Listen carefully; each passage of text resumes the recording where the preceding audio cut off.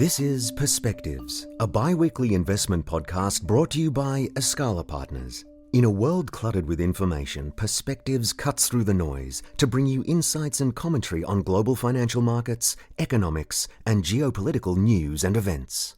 Welcome to another episode of Escala Perspectives.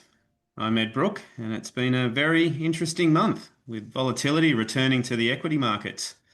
The ASX dropped 7% in a month, and the Magnificent Seven also saw prices fall about 8%. Although this looks like just a tiny blip when looking at the long-term charts. It does, however, give us time to pause and reflect.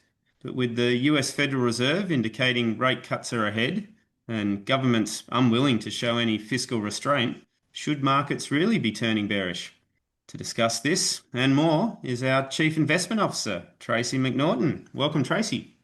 Hi, Ed. Tracey, let's start this week with what I'm calling the Nvidia check your airbags moment, because the last fortnight has been incredibly volatile in markets. And whilst you're not alarmed by this, you have been telling clients to check their airbags. That's right. Alert, but not alarmed, I would say. It is a good time to check your airbags in your portfolio. That is, what forms of downside protection do you have in place? It certainly has felt like visibility in the market has gotten really very patchy, very foggy at times. I remember riding from Kiama one morning. We started the journey with perfect conditions.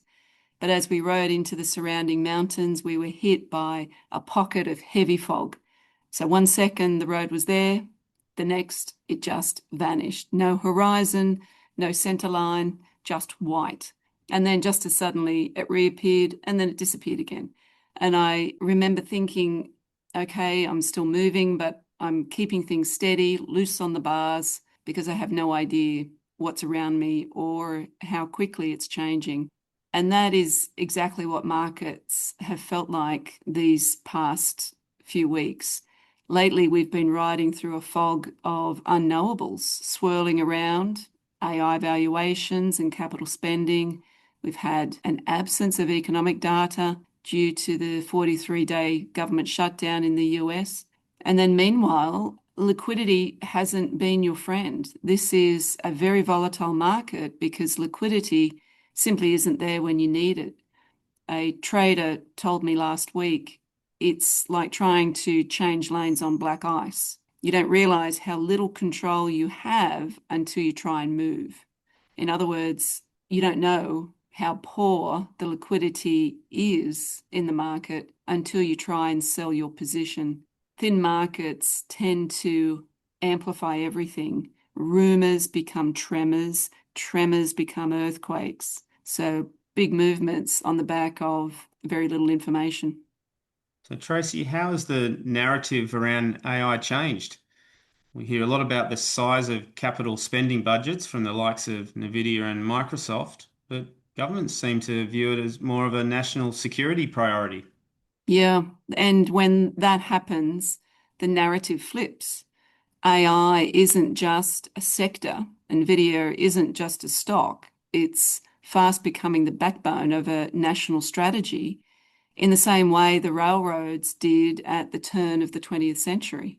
Government reports, think tanks, defense policymakers, AI industry strategists, they're routinely saying things like semiconductors are the new oil, chips are a national security asset.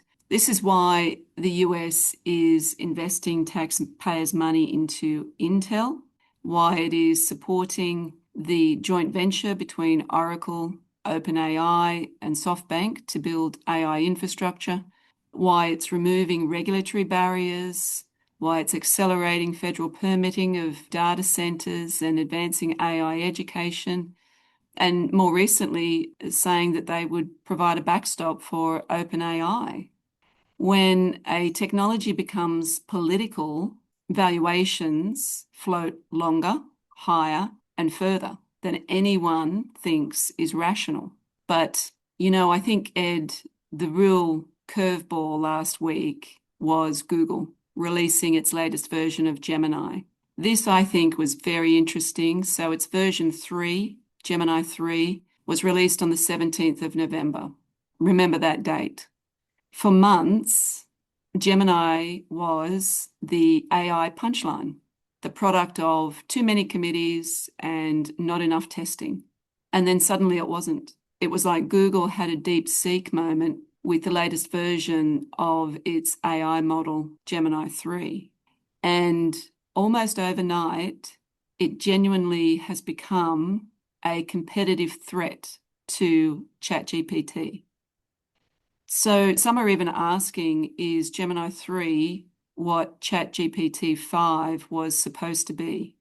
A researcher said to me, everyone kept asking whether Google could catch up.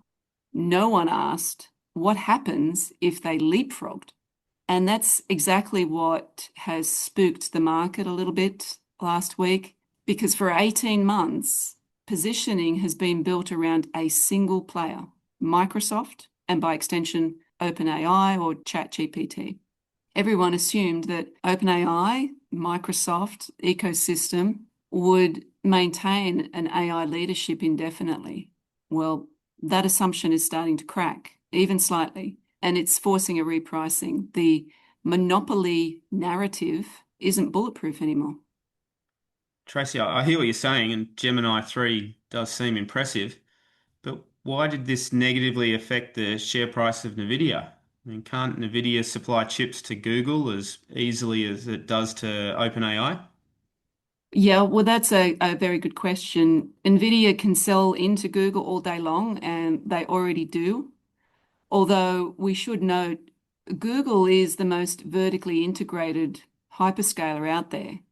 Google builds, owns, and controls more layers of its AI plus cloud technology than any of its peers. Unlike Microsoft and Amazon, which rely primarily on Nvidia, Google can run huge volumes of its AI workloads on chips it designed itself. Remember, Nvidia is just a chip designer. TSMC is the maker. What really spooked the market was the collapse of the single ecosystem narrative.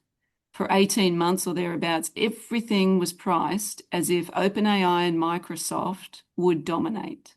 That is now in question thanks to Gemini. The market is sensitive to anything related to OpenAI and its perceived monopoly position because OpenAI has made some pretty hefty commitments to come over the next few years. We've spoken about some of them. Some of those commitments have already been recognized in its accounts as revenue. So what if new competition from, say, Google means that those commitments won't all come to fruition? That revenue has to be written back. So investors are worried that OpenAI has been making promises it can't live up to.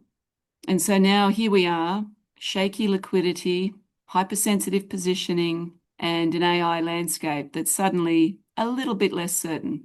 And so this brings me back to that motorcycle ride, Ed. When I was in that fog, the temptation was to freeze, tighten your grip as you get anxious on the handlebars and stiffen up. The right move was to stay steady, keep the handlebars light, trust the line, and accept that you won't see more than 5 meters ahead for a while. That's the market today. We're still moving forward, still on the road, but we need to ride as if the visibility can change in an instant. So there is a need to be flexible, hold your convictions lightly, make sure that you have some airbags in place that offer some downside protection. Tracey, let's move to the second theme of the week, and monetary policy. It's becoming more challenging. Just when we had the fog of tariffs and the uncertainty of the government shutdown lifting, we now have less conviction in the path of monetary policy. Yeah, the easing cycle was always going to end. I don't think we're at the end yet, but I think it's fair to say that we are closer to the end than we are at the beginning.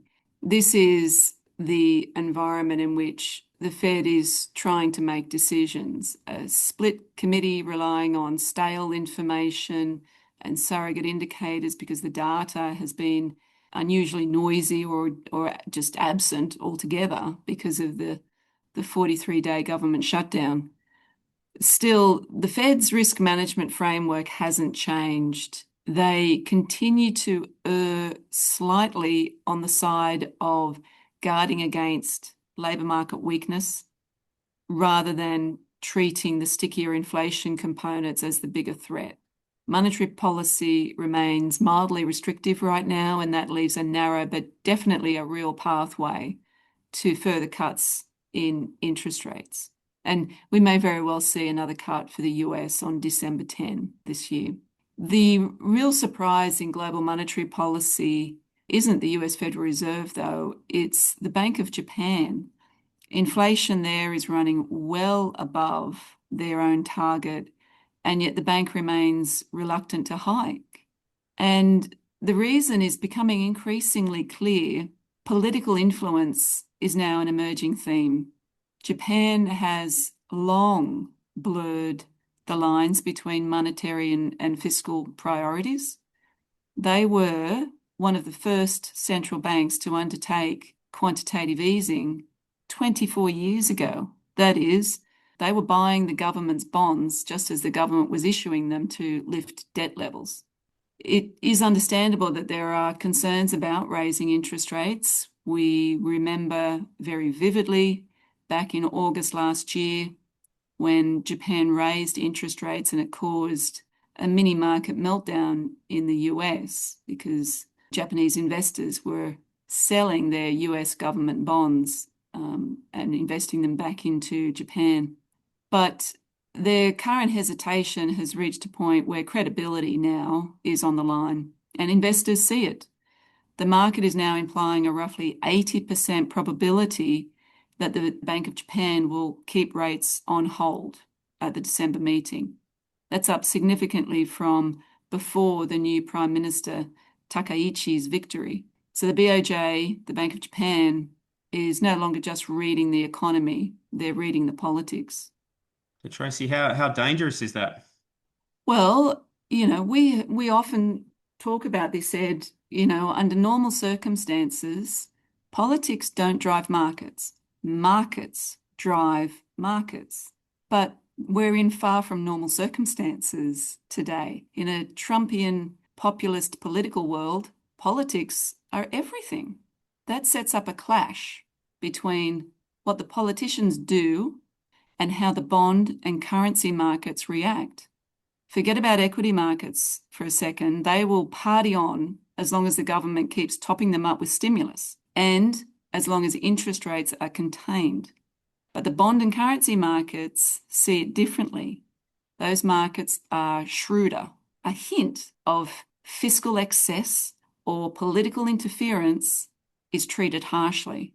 This harsh treatment, if it's sustained, eventually makes its way to equity markets, but it begins in the bond market. And so reluctance from the Bank of Japan to raise interest rates despite high inflation is seen as political. And so this is why the yen and Japanese bonds sold off recently. Tracey, let's close with the third theme, fiscal policy. It's still loose in many places.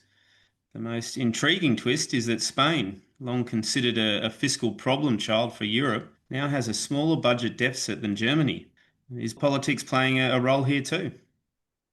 Well, indirectly, yes. Trump withdrawing defence funding for NATO has forced a rethink in Germany. I think also, though, there is something more structural happening in Germany. For decades, Germany's formula was simple: dominate global machinery, run a current account surplus, let exports do the heavy lifting for your economy. In other words, let buyers in other countries do the work. Let these other buyers run deficits. But the ground has shifted. For the first time in history, Germany now imports more capital goods from China than it exports. That is a clean break from an entire era of German industrial supremacy. And that reversal is forcing Berlin into a strategic rethink. Reduce reliance on China, rebuild domestic capability, and reignite innovation in sectors where it once led effortlessly. It has released its historic debt brake, as we know. That was a big move to invest in defence and infrastructure. As one European economist put it to me last week, you can't run a 1995 industrial model in a 2025 world. So Germany's economy is being reshaped, and the fact that its budget deficit is now higher than in Spain is a reflection of that. But I guess Germany isn't alone in this. Countries everywhere are reshoring manufacturing, redesigning supply chains, and pouring capital into energy, defence, and infrastructure.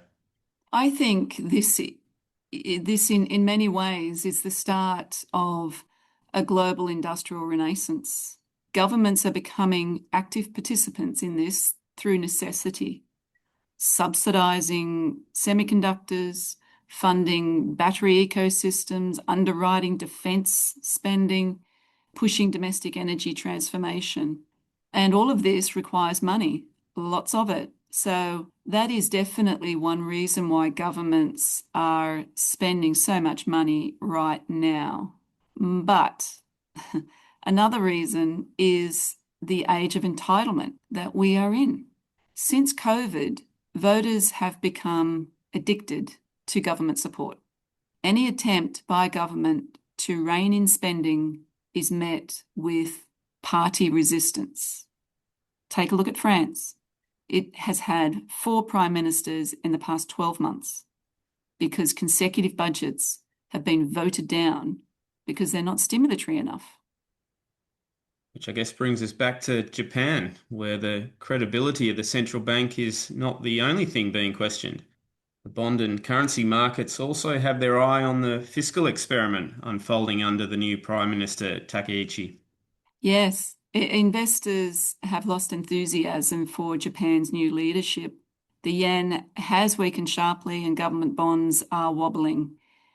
And the reason is simple. While consumers may cheer Takaichi's decision to pursue the largest round of extra spending since the pandemic, bond and currency markets are questioning whether Japan may be stretching its fiscal tolerance to the limit.